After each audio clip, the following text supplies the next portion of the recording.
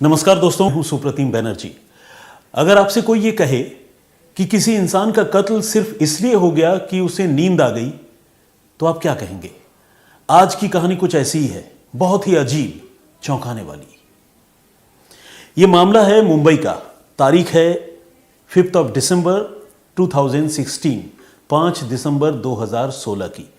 मुंबई के एक रिहायशी इलाके में देर रात करीब 3:30 बजे, कुछ लोग इसे सुबह भी कहते हैं, तो अर्ली आवर्स जिसे हम कहें, 3:30 बजे एक फ्लैट के ऊपर के माले से लोगों को आग की लपटें और धुआं निकलता हुआ दिखाई दिया। देर रात को इस तरह का मंजर किसी फ्लैट से, आप समझिए कितना भयानक होगा, कितना डरावना होगा। आस पड़ोस के लोग फौरन जो है उस बिल्डिंग के पास पहुंचे और वहां रहने वाले दूसरे लोगों को जगाया। और जैसे ही लोगों की नींद खुली, लोगों ने देखा कि वाकई ऊपर के कमरे से आग की तेज लपटें निकल रही हैं। इस फ्लैट में बेसिकली 2 फ्लोर्स थे और नीचे के फ्लोर में जो है पेरेंट्स रहते थे, और जिस फ्लोर में, जिस कमरे में आग लगी हुई थी, उस कमरे में उनकी बेटी रहती थी। बेटी की उम्र यही तकरीबन 25-26 साल के आसपास की होगी। तो लोगों ने जब ये बात उस लड़की के पेरेंट्स को बताई तो पेरेंट्स बदहवास ऊपर के फ्लोर में गए। आसपास के लोग आए, उन्होंने सोचा कि वो अपनी बेटी को जगाएंगे क्योंकि बेटी कमरे में सो रही है, कमरे में आग लग चुकी है। लेकिन जब वो कमरे के दरवाजे पर पहुंचे तो उन्होंने देखा कि कमरा जो है वो बाहर से लॉक किया हुआ है। लॉक मतलब ताले से नहीं, चिटकिनी से, जिसे इंग्लिश में कहते हैं बोल्टेड फ्रॉम आउटसाइड। बाहर से वो कमरा बंद किया हुआ था। घर वाले बहुत घबराए हुए थे। उन्होंने किसी तरह कमरे का दरवाज़ा खोला, अंदर गए। अंदर उन्होंने देखा धुआं ही धुआं भरा हुआ है, और जो किताबें वो लड़की की थी, वो लड़की पढ़ती थी अपने कमरे में, उन किताबों का और उसके सारे सामान जो हैं उसकी एक ढेर जो है वो कमरे में लगी हुई थी, और उस ढेर में आग लगी थी और काफ़ी तेज़ी से पूरे कमरे में धुआं फैल रहा था, आग की लपटें जल रही थी। इसी के साथ लोगों ने ये देखा कि जो उस कमरे में रहने वाली लड़की है, यानी बेटी घर की, वो जो है बिल्कुल बिना कपड़ों के बेसुध फ्लोर पर पड़ी हुई है, फर्श पर, और उसके गले में जीन्स कसकर किसी ने बांध रखी है। वही जीन्स जो जीन्स उसने खुद पहनी थी, यानी उसी के जीन्स से किसी ने उसका गला घोंटने की कोशिश की थी। यह बहुत ही भयानक मंजर था। आस पड़ोस के लोगों की मदद से उस लड़की के मम्मी पापा ने किसी तरह लड़की को उसके रूम से रेस्क्यू किया। रेस्क्यू करने के बाद उसे हॉस्पिटल लेकर गए, मगर अफसोस कि लड़की की मौत हो चुकी थी। डॉक्टरों ने उसे ब्रॉड डेड करार दिया, और जब उस लड़की की लाश का पोस्टमार्टम किया गया तो पता चला कि मौत की वजह जो है वो गला घोंटा जाना है, यानी स्ट्रैंगुलेशन, और जिसके निशान मौका वारदात पर पहले ही पुलिस को मिल चुके थे, उसके गले में लिपटे जीन्स की सूरत में। और जिस तरह से उस लड़की के पूरे जिस्म पर एक भी कपड़ा नहीं था, उसे देखकर ये शक था डॉक्टरों को, लोगों को, कि शायद लड़की के साथ कोई सेक्सुअल अब्यूज़ हुआ है। तो जब पोस्टमार्टम हुआ तो ये शक भी बिल्कुल सही निकला। उस लड़की की हत्या किए जाने से पहले उसके साथ बलात्कार हुआ था, रेप की घटना हुई थी। तो ये अपने आप में बहुत ही डरावनी बात भी थी, क्योंकि ऐसा कौन हो सकता है जो रिहायशी इलाके में किसी फ्लैट में घुसकर किसी लड़की के कमरे के अंदर जाकर उसे इस तरह से अपने गलत इरादों का शिकार बनाए और वहाँ से फरार हो जाए, किसी को पता भी न चले। यह अपने आप में जितनी डरावनी थी उतनी ही रहस्यमयी बात थी। अब पुलिस को इस मामले की तफ्तीश करनी थी और लड़की के गुनहगार यानी उसके रेपिस्ट और कातिल का पता लगाना था। मुंबई पुलिस ने इस मामले की जांच शुरू की, और जांच शुरू में तो पुलिस बिल्कुल क्लूलेस थी, क्योंकि पुलिस को कोई ऐसा लीड इस मामले में नहीं मिल रहा था। मौका वारदात से कोई ऐसी चीज़ नहीं मिली थी जिससे उसे कातिल के बारे में कोई सुराग मिल पाता। तो एक तरह से ये मामला बिल्कुल ब्लाइंड ही था। लेकिन पुलिस ने जब आगे तफ्तीश शुरू की तो तफ्तीश के सिलसिले में पुलिस ने उस बिल्डिंग में और बिल्डिंग के आसपास के दूसरे इलाकों में जितने सीसीटीवी कैमरे लगे थे, सारे सीसीटीवी कैमरों के फुटेज की स्कैनिंग करने का फैसला किया। घटना चूंकि 5 दिसंबर को हुई थी 2016 को, तो पुलिस 5 दिसंबर की रात से लेकर 6 दिसंबर की सुबह तक का जो फुटेज है पुलिस ने उसको एक्सप्लोर करना शुरू किया। और इस कोशिश में पुलिस को पहली कामयाबी मिली। पुलिस ने देखा कि एग्जैक्टली उस इमारत के आसपास और जो पूरी लोकेलिटी है, जो रिहायशी इलाका है, वहाँ पर एक संदिग्ध तरीके से एक नौजवान रात के अंधेरे में घूम रहा है। और ये वही कोई वक्त है रात के 1-1:30 बजे का, और वो लड़का देर तक उस रिहायशी इलाके में घूमता हुआ, लोगों के कमरे में ताक झांक करता हुआ पुलिस को नजर आता है। सीसीटीवी फुटेज में जब ये तस्वीर पुलिस को मिलती है तो पुलिस के शक की सुई उस पर जाकर टिकती है और पुलिस को लगता है कि हो सकता है कि इस लड़के ने इस घटना को अंजाम दिया हो।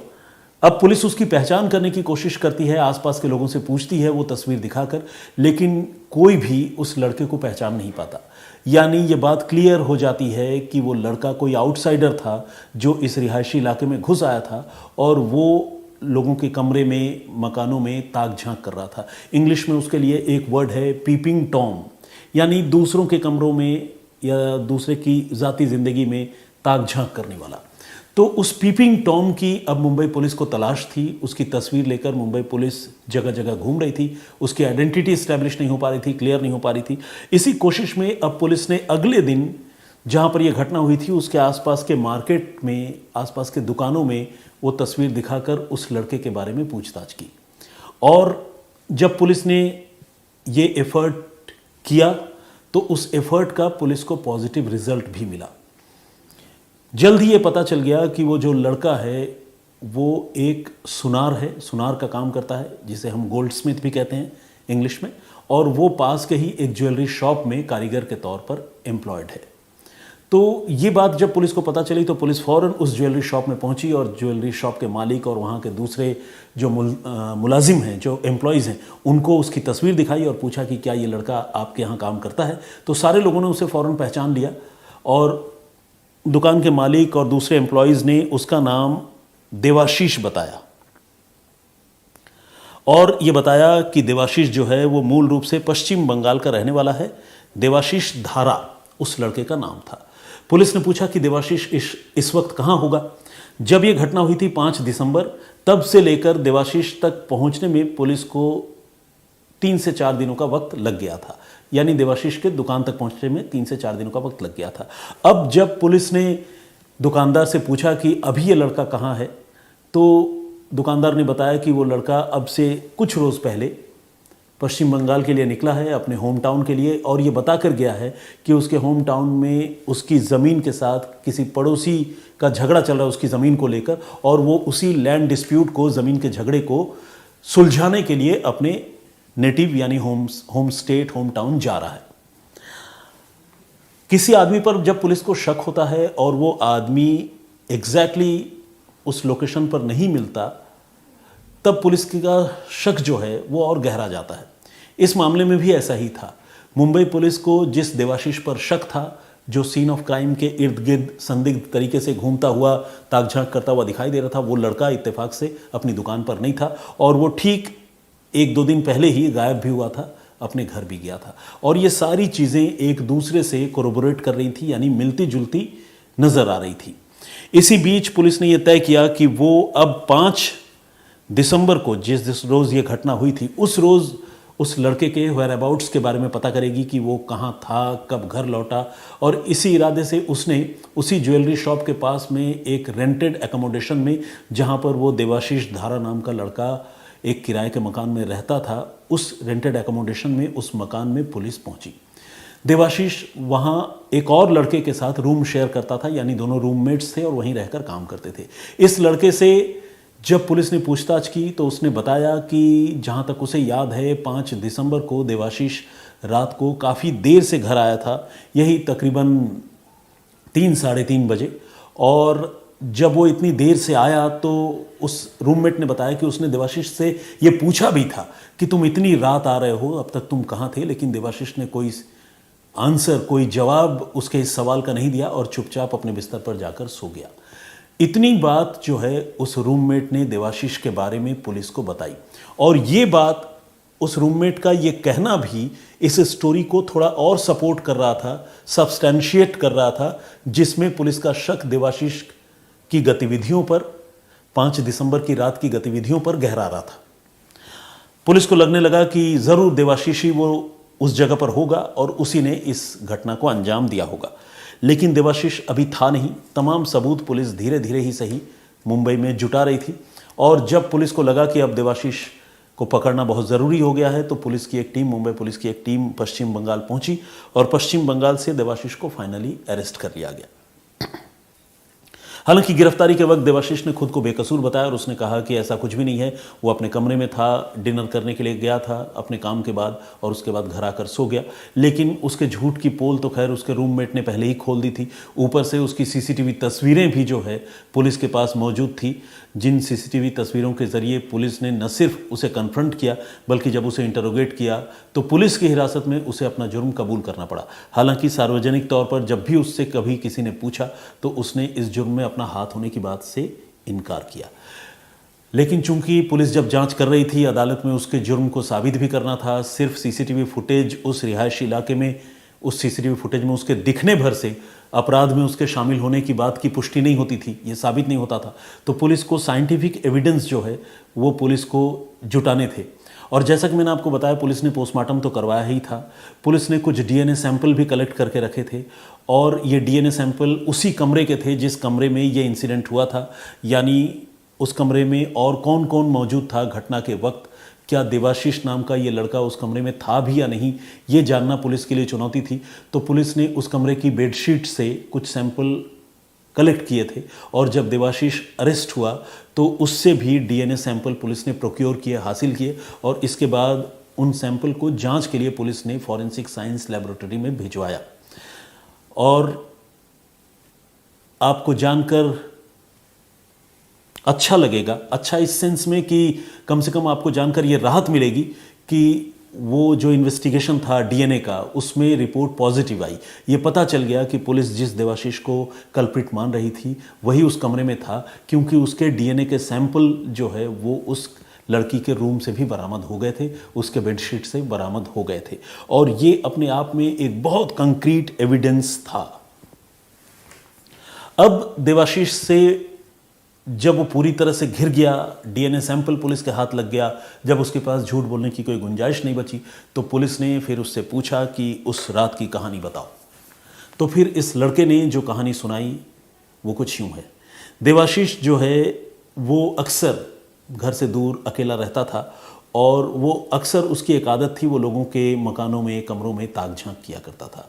उस रात को जब वो अपने ज्वेलरी शॉप से बाहर निकला तो बाहर ही उसने एक ढाबे में डिनर किया और डिनर करने के बाद वो अपने इसी आदत के मुताबिक मोहल्ले में घूमता रहा, लोगों के घरों में देखता रहा, ताकता झांकता रहा, जो उसकी आदत थी पीपिंग टॉम वाली।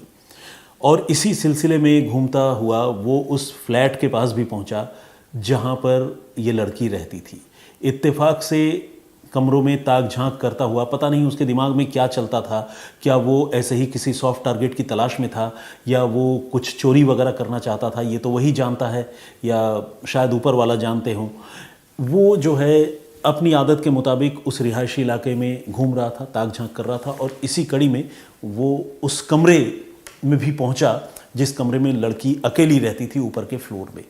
और जैसे ही उसने उस दरवाजे को हल्का सा पुश किया, दरवाज़ा खुल गया और दरवाज़ा खुलते ही उसने अंदर देखा कि एक लड़की सो रही है। इसके बाद देवाशीष के मन में जो शैतान था वो जाग गया और उसने इस लड़की को एक सॉफ्ट टारगेट समझा और फौरन उसे जाकर ओवरपावर किया। एक लड़की जो अपने कमरे में निश्चिंत होकर सो रही थी दिन भर की थकान के बाद, मेहनत के बाद, उस लड़की के साथ उसने न सिर्फ रेप किया बल्कि उसके जुर्म का खुलासा न हो, लोगों को उसके बारे में पता न चले, इसी इरादे से उसने लड़की की गला घोंटकर हत्या कर दी। और हत्या करने के बाद उसके पूरे कमरे में सारी चीज़ें इकट्ठा करके आग लगा दी ताकि कमरा पूरी तरह जल जाए, सबूत मिट जाए और उसे कभी कोई गिरफ्तार न कर सके। लेकिन आग की लपटें जब लोगों ने देखी और उसके बाद लोगों ने इसके बारे में शोर मचाया और फिर कैसे ये मामला खुला ये तो आपको पता है। लेकिन इसी कहानी का एक और पहलू है, वो ये है कि 4 और 5 दिसंबर को अपने काम से लौटने के बाद ये जो लड़की है, बेसिकली ये लड़की पेशे से एक फिजियोथेरेपिस्ट थी और वो अपने काम से लौटने के बाद अपनी एक सहेली के साथ अपने कमरे में आई थी। इस लड़की ने उस रोज़ एक नई सैंडल ली थी और वो अपनी ये छोटी सी खुशी जो है अपने उस फ्रेंड के साथ साझा करना चाहती थी। तो ये पीड़ित लड़की 5 तारीख की रात को अपनी एक सहेली को लेकर अपने कमरे में आई थी और वो देर तक, बल्कि 4 तारीख की रात को वो देर तक बैठकर जो है दोनों सहेलियां आपस में बातें करती रही और रात को तकरीबन 12:45 बजे यानी 12:45 उसकी सहेली जो है अपनी दोस्त से बातचीत करने के बाद वहाँ से चली गई और उसने इस पीड़ित लड़की से ये कहा कि तुम अपने कमरे का दरवाज़ा बंद कर लो, रात काफ़ी हो गई है, मैं अपने घर जा रही हूँ। पीड़ित लड़की तब तक अपने बिस्तर पर ही बैठी हुई थी, रिलैक्स कर रही थी और उसने कहा ठीक है तुम चले जाओ, मैं कमरा बंद कर दूंगी। लेकिन बदकिस्मती से या इत्तेफाक से हुआ ये कि ये जो पीड़ित लड़की है वो बिस्तर पे बैठे बैठे उसे पता नहीं कब गहरी नींद आ गई और वो वहीं सो गई और कमरे का दरवाज़ा वो बंद तो रहा, जिसे हम बोलचाल की भाषा में कहते हैं कि वो भिड़का हुआ तो था लेकिन अंदर से वो बोल्टेड नहीं था, उसमें चिटकिनी नहीं लगी थी, उसमें लॉक नहीं लगा हुआ था। और इत्तेफाक देखिए कि ये देवाशीष धारा नाम का ये जो लड़का है पीपिंग टॉम, ये उस रात को घूमता हुआ उसके कमरे के दरवाजे पर पहुंचा और जैसे ही उसने कमरे के दरवाजे पर हल्के से हाथ मारा, कमरे का दरवाज़ा खुल गया। अगर उस रात इस पीड़ित लड़की को नींद इतनी गहरी नहीं आई होती और अगर उसने थोड़ी सी सुरक्षा बरतते हुए अपने कमरे को अंदर से बंद कर लिया होता तो शायद उसकी ज़िंदगी बच गई होती, उसके साथ रेप जैसी भयानक वारदात नहीं हुई होती। तो एक छोटी सी लापरवाही या हम यूं कहें कि थोड़ा सा सजग न होना एक लड़की की ज़िंदगी पर कितना भारी पड़ा, इस कहानी को देखकर सुनकर हम सारे लोग समझ सकते हैं और सीख भी सकते हैं। और जैसा कि मैंने आपको बताया ये घटना थी 5 दिसंबर 2016 की और इस मामले में पुलिस ने तफ्तीश की और तफ्तीश करने के बाद 2019 में पुलिस ने जो तफ्तीश की उसकी रोशनी में आखिरकार मुंबई की एक अदालत ने देवाशीष धारा नाम के इस लड़के को फांसी की सज़ा सुनाई। फिलहाल ये मामला बॉम्बे हाई कोर्ट में लंबित है और फांसी की सज़ा पर आखिरी फैसला अभी नहीं हुआ है। तो ये है पूरी कहानी, यह है पूरा वाकया जिसमें एक लड़की की नींद उसकी मौत की वजह बन गई। फिलहाल मुझे इजाज़त दीजिए, अपना बहुत ख्याल रखिए। जय हिंद, जय भारत।